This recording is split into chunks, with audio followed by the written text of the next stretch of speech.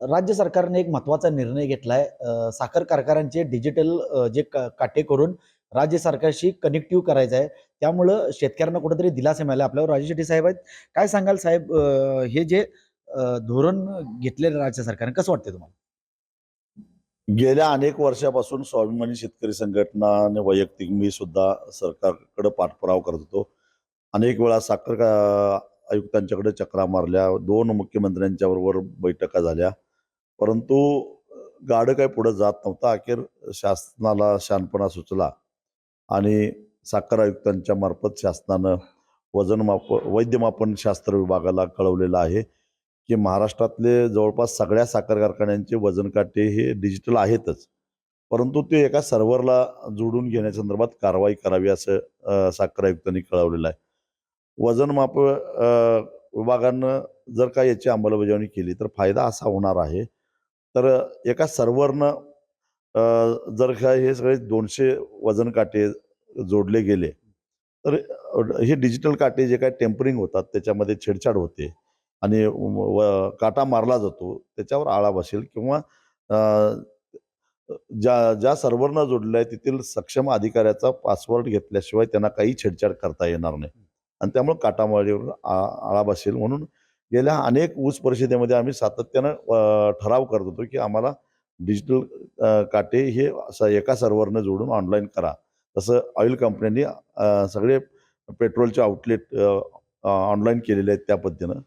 परंतु त्याची उशिरा का होईना सरकारनं हा निर्णय घेतलेला आहे आणि ज्या साखर कारखान्याच्या वजन काट्यासंदर्भात सातत्यानं तक्रारी येतात, त्या कारखान्याच्या समोरच एखादा सरकारी वजन काटा उभा करावा अशी आमची मागणी होती.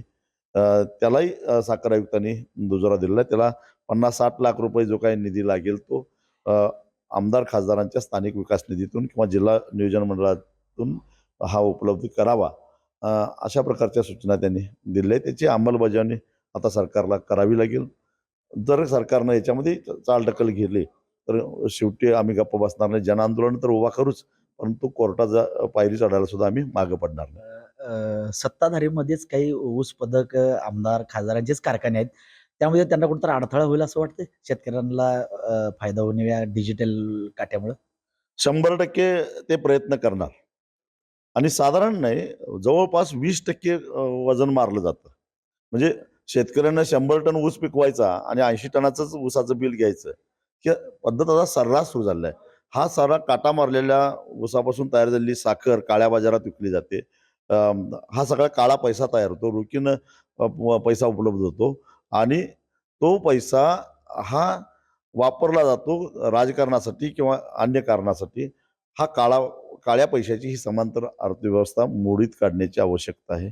अगदी उदाहरणच देतो. एका साखर कारखान्याचं एका मशीनचं स्टेटमेंट माझ्याकडे आलं. 21 डिसेंबर ते 25 डिसेंबर या 4 दिवसाच्या कालावधीमध्ये एक हार्वेस्टर मशीन साधारणपणे दिवसाला 100 ते 110 टन ऊस तोडतं. पण त्या मशीनच्या नावानं जो काही ऊसाचा सप्लाय झालेला आहे, तो 2070 आलाय 4 दिवसात. म्हणजे 4 दिवसात 440 टन यायला पाहिजे मॅक्सिमम. तर 2070 आलाय म्हणजे 1630 टन ज्यादा सप्लाय केल्याचं रेकॉर्ड दिसतं.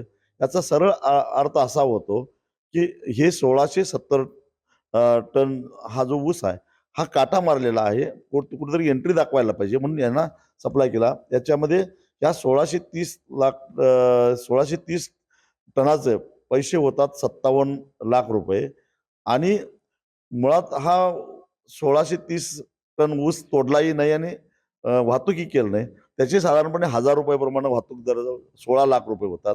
म्हणजे 73 लाख रुपये 4 दिवसात असं काटामारीतून कमावलेला एक धडधडीत पुरावाच माझ्याकडे आलेला आहे.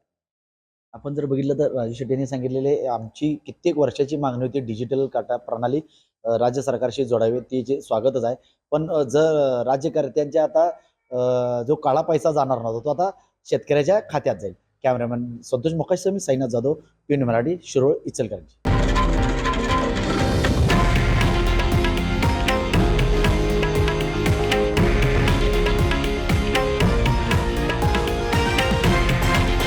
हे आहे देशातील नंबर 1 न्यूज नेटवर्क आणि आपण पाहत आहात TV9 मराठी, एकमेव.